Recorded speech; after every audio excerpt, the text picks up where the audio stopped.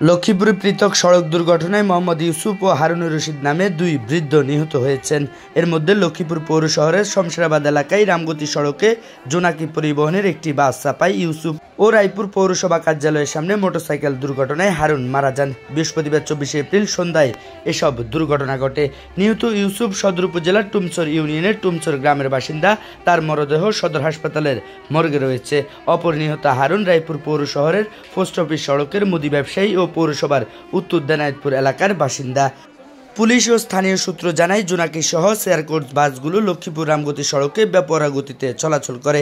ঘটনার সময় জোনাকি পরিবহনের একটি বাস অটোরিকশা যাত্রী ইউসুফকে চাপা দেয়। এতে তিনি ঘটনাস্থলে মারা যান। এদিকে হারুন মোটরসাইকেল দুর্ঘটনায় রায়পুর পৌরসভার সামনে লক্ষ্মীপুর চাঁদপুর সড়কে ছিটকে পড়ে আহত হয়। পরে আহত অবস্থায় তাকে উদ্ধার করে ঢাকা নেওয়ার পথে মারা যায়। রায়পুর থানার ভারপ্রাপ্ত কর্মকর্তা ওসি নিজামুদ্দিন ভূঁইয়া বলেন, ঘটনাটি কেউ পুলিশকে জানাননি, খোঁজ খবর নেওয়া হবে। লক্ষ্মীপুর সদর মডেল থানার ভারপ্রাপ্ত কর্মকর্তা ওসি আব্দুল মুন্নাফ বলেন, খবর পেয়ে ঘটনাস্থল থেকে বৃদ্ধের মরদেহ উদ্ধার করা হয়েছে। তার মরদেহ সদর হাসপাতালের মর্গে রয়েছে।